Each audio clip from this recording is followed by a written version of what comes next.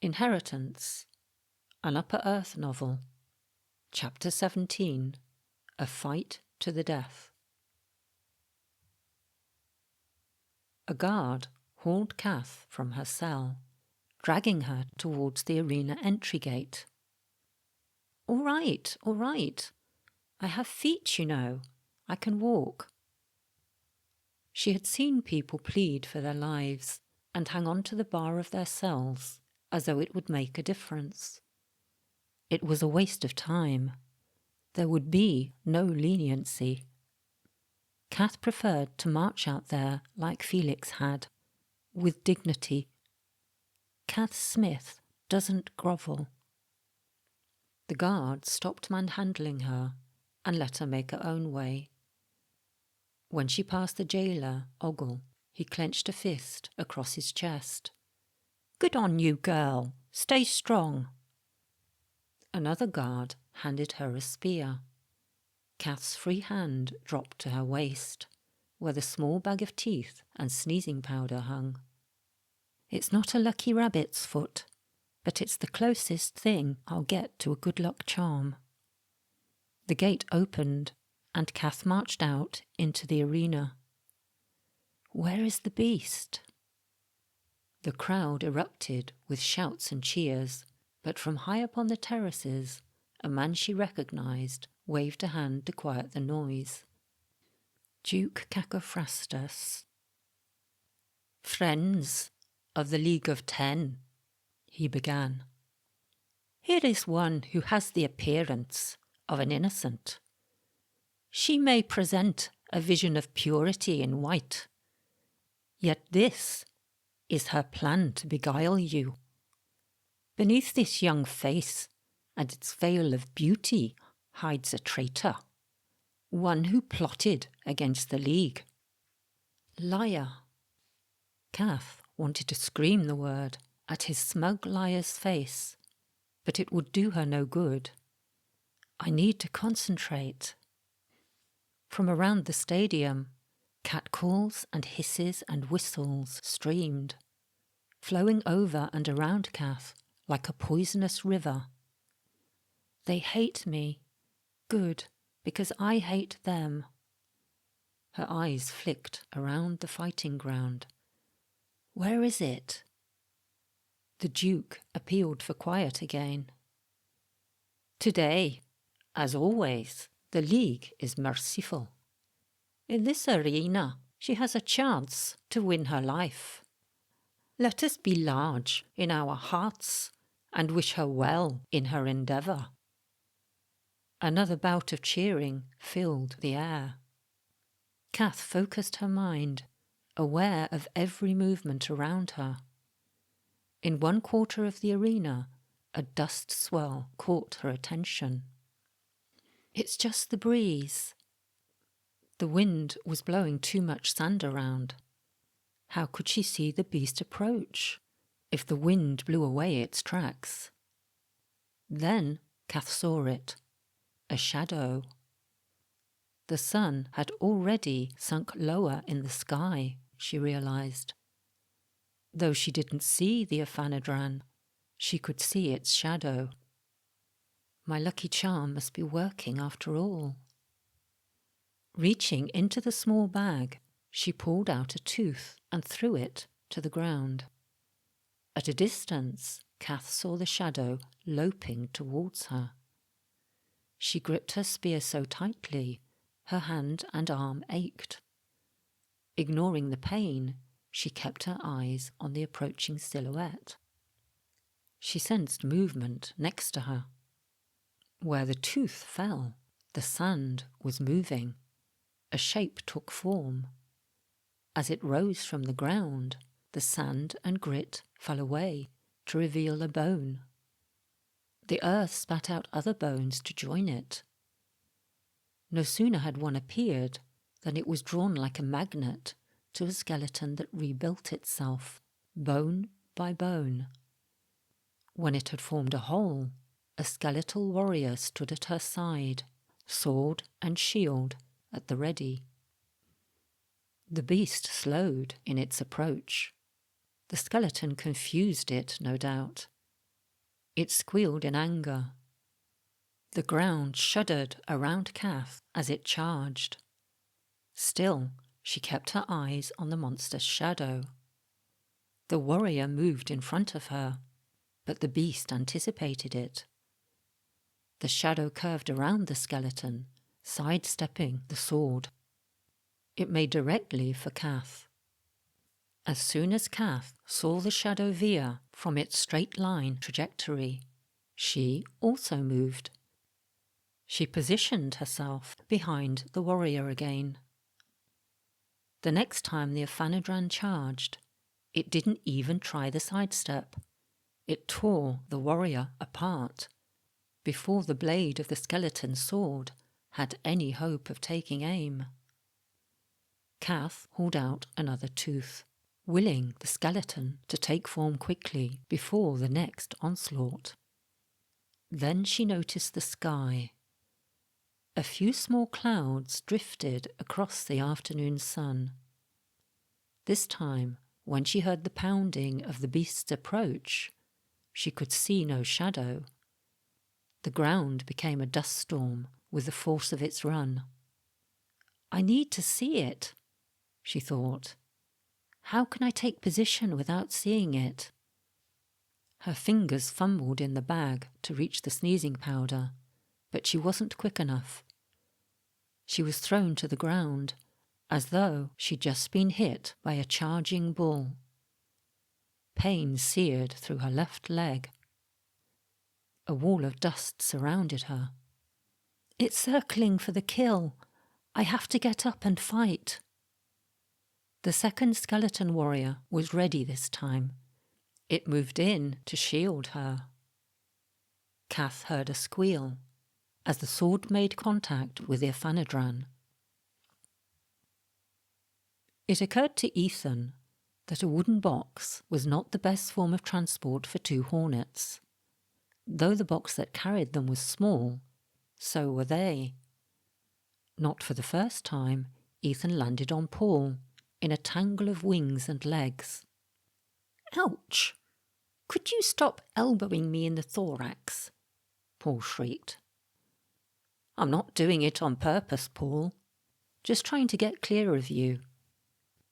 After the rough ride, Ethan wondered whether their hornet wings would even work. Yelps of pain came frequently from Paul's quarter, but Ethan fared better. He didn't seem to feel pain as much as other boys. Argyle's punishments must have hardened me up. If he never saw Warwick again, it would be too soon. But then what about his sister, Amy? What would happen to her without him? No, I have to go back. The lid of the box opened, and sunlight streamed in. Ethan breathed in the fresh air, thinking how horrible it would be to die of suffocation. Then Marsilius's whispering nearly blew him away. "Don't forget, land on its back and then crawl up to the ears. That's where the skin will be most tender. And sting it a number of times." "Okay," yelled Ethan, though by now he knew his voice was too small to be intelligible to human ears. "Get ready, Paul." Ethan shot a look at Paul, who didn't reply. He was probably feeling airsick already. Ethan flapped his wings, and Paul did the same. As one, they rose into the air. This would be even better than when they flew as bats, Ethan decided. Then Marsilius had kept control. Now they could fly on their own. Flying should come as naturally as walking, or so Marsilius had said. "Stick by me till we get close," Ethan shouted. Paul nodded his head. Then they were away, flying high over the crowd. Ethan had seen crowds of this size when his dad took him to football matches. But through the eyes of a hornet, everything seemed much bigger. And unlike a football stadium, everything was so ornate. With all the stone columns and arches, it felt like he had been transported back to Roman times. Marsilius had released them on the terraces, where bloodthirsty spectators jostled for the best view. A great cheer went up. Ethan couldn't tell whether they were cheering for the girl or for the monster. Below the immense sea of bodies, at the heart of the open-air amphitheatre, was the fighting arena. There, at the centre, a small figure lay sprawled on the ground. How brave they all are, watching from their nice safe terraces while a young girl struggles to survive. Some were even eating. He looked away in disgust and flew straight for the girl. Paul was keeping pace by his side. Are we too late? Ethan wondered. No, she's alive for now. But without help, he knew she wouldn't last much longer. She had injured her leg. Marsilius had told them about the skeleton fighters. One was still trying to defend her. It made a thrust with its sword, and a high-pitched squeal rang out. Good hit, for a skeleton, Ethan thought. And if the aphanodran is wounded, it'll make our job easier. Judging by the patterns of swirling dust below, it must be right underneath them. Down! Ethan shouted to Paul. The two of them dropped like bombs towards what he hoped was the creature's back. Ethan expected to land on something solid, but he didn't. He just kept going. Damn, I've missed. But where's Paul? Ethan zoomed out of the way to circle back round again like a jet fighter. But something caught his attention. As he flew in front of the main podium, he saw a face. It was a face that he'd learned to hate, a face that was etched into his memory so vividly that he could never mistake it. It was Argyle Kane. Ethan's head buzzed with questions. His eyes were open, but he was flying blind. His concentration took a nosedive, and so did he. Too low he flew. Too late he saw the dust lifting behind him as a great invisible mass approached. Knocked from the air, he spiralled down into the sand and grit. Paul was trying hard not to think. He didn't want to think about flying, and he certainly didn't want to think about the monster below him. When Ethan had said drop, that's what he'd done, and fast. So fast that he was virtually out of control when he'd landed. But at least he'd hit the target. When he turned around, Ethan was nowhere in sight. Oh goodness me, he mumbled. With Ethan next to him, he'd felt braver. Now he was on his own, and his antenna trembled with fear. Pull yourself together. You can do this. You have to do this. Otherwise that girl over there will die. Slowly at first, and then more rapidly, he crawled to what he assumed was the front of the beast. But the further forward he got, the more he understood the error in their plan. How was he supposed to find the ear canal? It was like looking for an oasis in a desert. In fact, an oasis would be easier to find than an invisible monster's ear. Crawling along, Paul kept an eye on what was happening with the girl. She was pushing herself up, using the strength in her one good leg and her spear to lean on. She must have thrown down another tooth, because bones were rising through the sand. He shuddered. It's like something out of a horror film.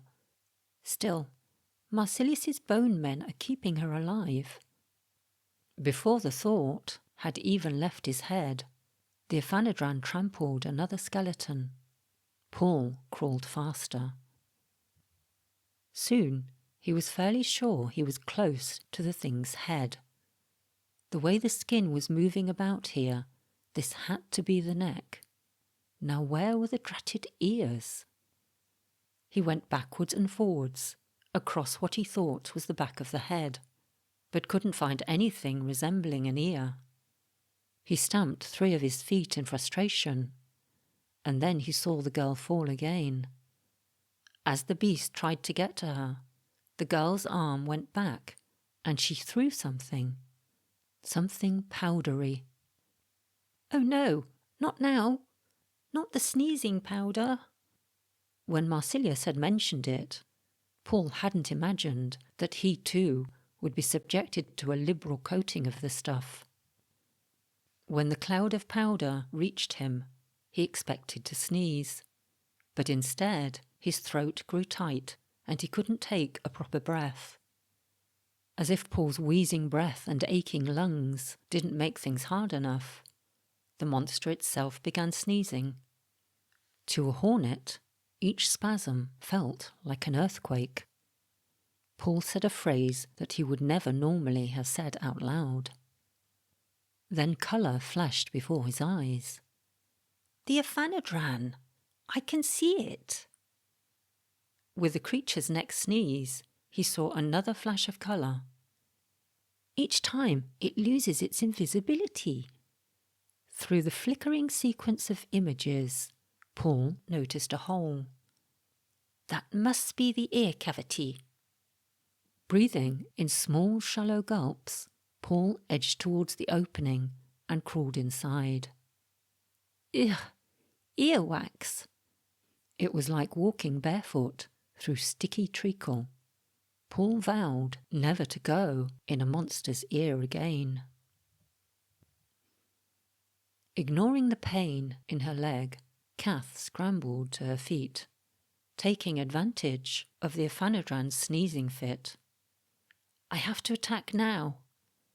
It was visible, and so overcome with sneezing that it couldn't defend itself. She threw the last warrior tooth down and edged forward, ready to move in for the kill. But she wasn't rapid enough. The monster must have sensed her approach, for it stampeded away. There was a thunderous outburst of laughing from the crowd as the aphanodran careered around the stadium, its invisibility flashing on and off like a neon sign. Kath would have laughed too if it wasn't for the knowledge that the monster would soon be back, and with every intention of mashing her into a very fine pulp. It stopped flashing and disappeared from view again.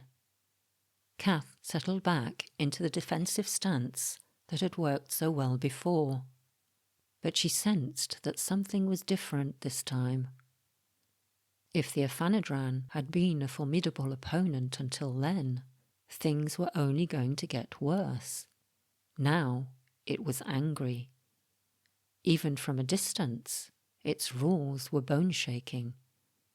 For a brief moment there was silence. Then it began its charge. She could feel the pounding of its feet vibrating up through the dust. It came faster this time. "It's going to run me down." And even as that thought flitted through her head, it was too late. The aphanodran hit like a runaway bulldozer. It took no notice of the skeleton warrior. It just went right over the top of it, and right over the top of Kath. She tried to move out of the way as it came through, and that probably saved her life.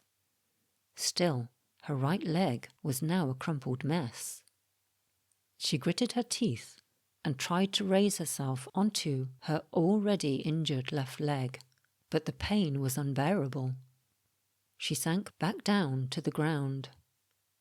This is it. This is when it ends.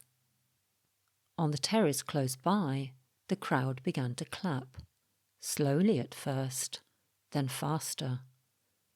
They're cheering it on, she thought. she caught sight of their faces, full of glee for the approaching kill. But one face stood out. Running down the high stone steps came a stunted figure in a long black coat. For once, his ugly features were a welcome sight. Screed. At first Kath didn't understand. Then Screed climbed over the parapet and, hanging by his hands, dropped down into the arena. He's coming to protect me, she thought, or to die with me. The crowd exploded into laughter. Don't mind them, Catherine. Stand up. Screed took her hand and half lifted her until she was standing. Don't you give up now. There's still hope. We can do it together. Kath balanced on her left leg, using the spear as a crutch, willing herself to overcome the pain. The ground vibrated once more. The aphanodran was on its way. Paul waded through the earwax, intent on squeezing as far into the ear canal as it was physically possible to go. Soon the channel narrowed, so much that he was forced to stop. This is it. Now he just had to sting the monster. Paul curled his abdomen and stabbed downwards, sinking his sting into the flesh. Take that! Once he felt the release of venom slow, he lifted his rear end and stabbed down again. And that! He resolved to sting the beast at least 5 times, but each sting sapped his energy. By the 5th, he was trembling with fatigue and gasping for each breath through his rattling lungs. With feeble steps, he tottered back through the ear canal. Just a little bit further, he told himself. But another little voice inside his head knew that he would never make it back to Marsilius. If he was too weak to walk, he would be too weak to fly. If I stopped now, I could just close my eyes and go to sleep. Paul shook his head. I can do this. Just keep moving, one step at a time. He kept going, even though his steps were becoming smaller and smaller. Soon his pace wasn't much more than a crawl, but he could see the opening now. Just a little further.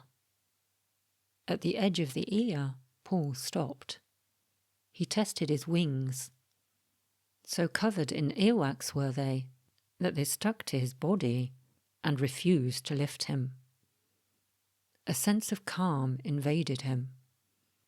Whatever happened now, he'd done all he could. He crumpled into a worn-out heap of legs and wings. Sleep. I want to sleep. Screed gave a crack of his whip, causing the beast to slow. Then his whip hand moved in a figure of 8, creating a wall of defence. At first, the aphanodran came too close. Each time the whip struck a hit, the monster's skin flashed back into visibility. It must have learnt its lesson because the whip stopped making contact.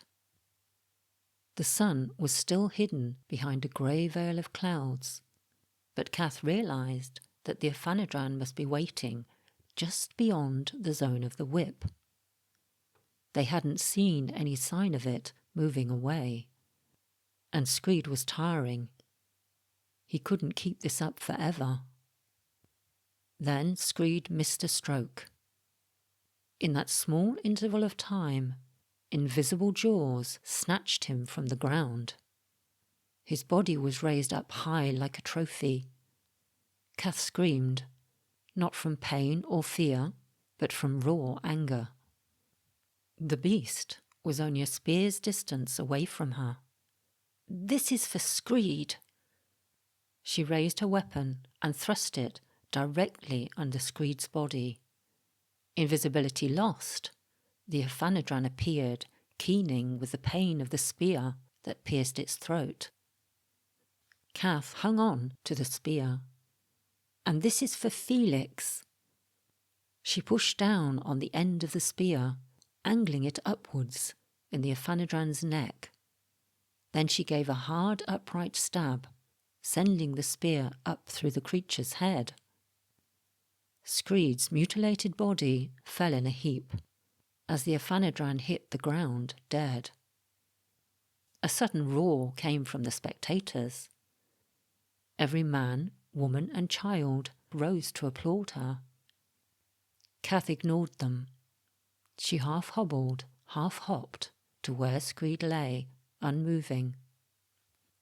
His eyes were still open, but the sand around him was turning a dark shade of red. "Help him!" she screamed. The crowd's only reply was silence. Screed gave her a weak smile.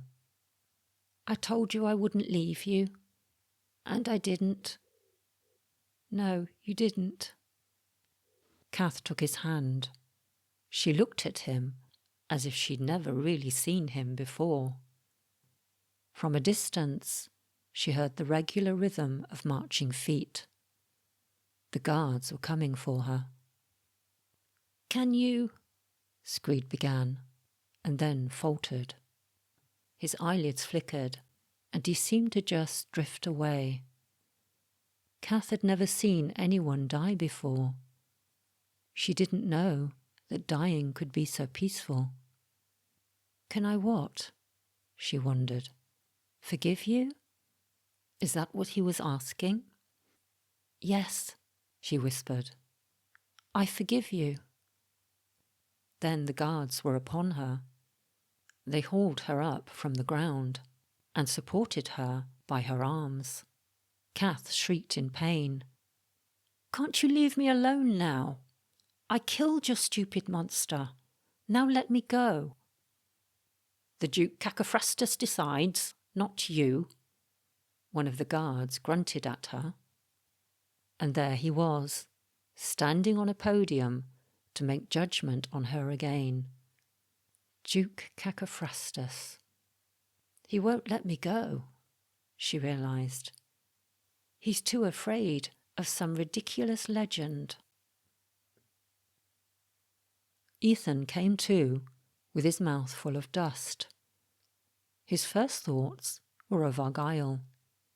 He wanted to understand why his stepfather was here. Paul's right. This is all connected. Then he remembered Paul. I left him to deal with a monster lizard all on his own, and Paul would have trouble dealing with his own shadow. Lifting himself up, Ethan shook out his wings, ridding them of sand and dust. He took to the air. Looks like I wasn't needed after all, he thought. No longer invisible, the aphanodran lay prostrate on the ground, with a spear stuck through its head. The girl, he saw, was injured but still alive. "I need to find Paul." Ethan streaked towards the green, dinosaur-sized lizard. Alighting on its head, he quickly located one of the ear cavities. "Paul!" he shouted. No answer came. He traversed to the other side of the creature's head. There was no need to shout this time.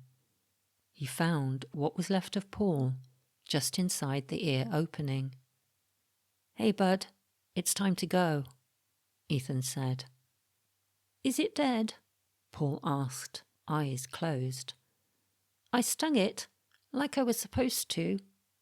"You did good, Paul, but we've got to move now." It occurred to Ethan that the venom may just have done its job and allowed the girl to get a spear into the beast. Guess we'll never know the full truth. "I can't do it anymore," Paul muttered, as though he just wanted to curl up and sleep. "You don't have to. I've got you now. I'll get you back to Marsilius." Ethan held Paul between his 3 sets of legs and started beating his wings. Clumsily, veering from side to side, he took off. "People of the Devil's Cauldron," the Duke began. "This fight was amusing, I grant you that. Yet it was also unorthodox.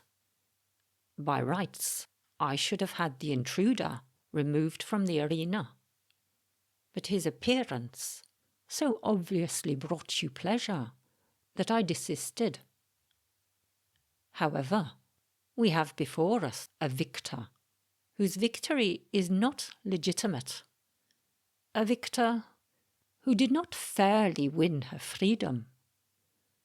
Should we allow this girl to live when she only cheated death through the death of another? This would surely make a mockery of our justice system and would set a dangerous precedent for later trials." "He's still going to kill me." Kath closed her eyes. Would the archer by his side send an arrow through her heart? Or would one of the guards chop off her head?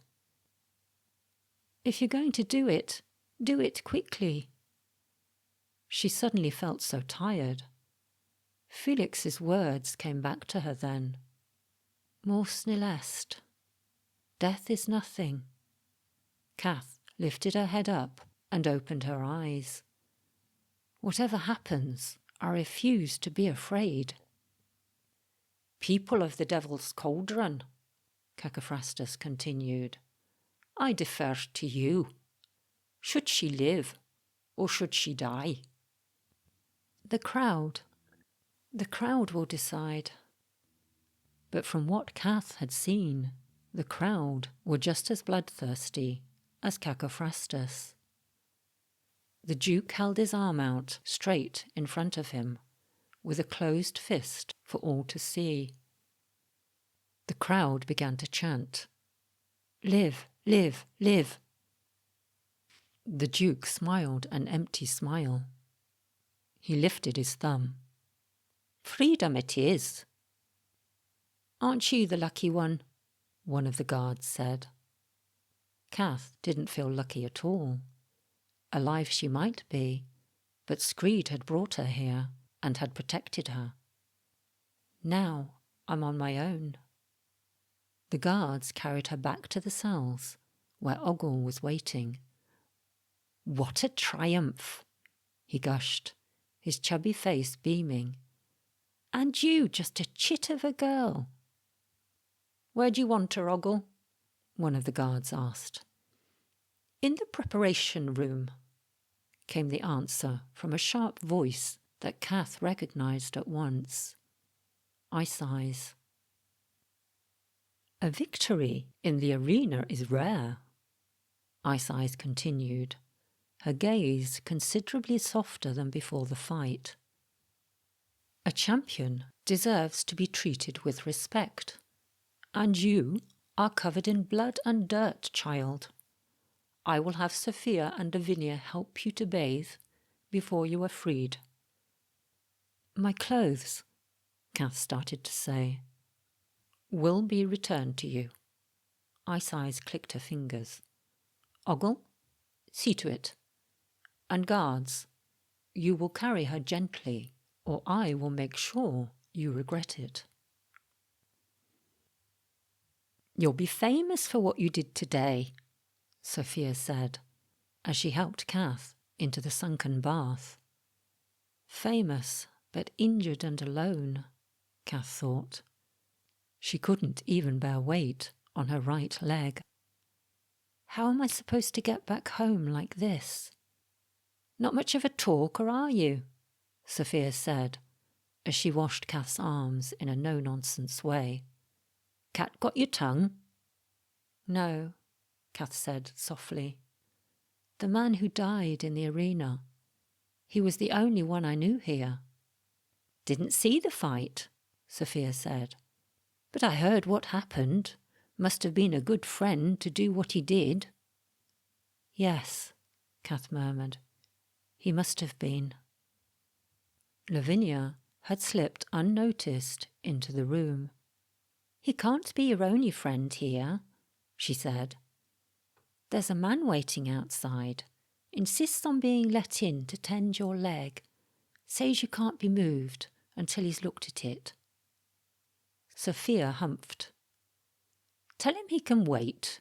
Girl's got a right to take her bath in peace after what she's been through. Once Kath had finished bathing, Sophia covered her with a blanket before opening the door. You a physician? She asked of the man outside. No, my dear, Kath heard him answer. I am infinitely better than some quack pretending to know the difference between a femur and a fibula. Marsilius Rufus, at your service. In the time it takes a phoenix to rise from the ashes, I will have the girl's leg mended.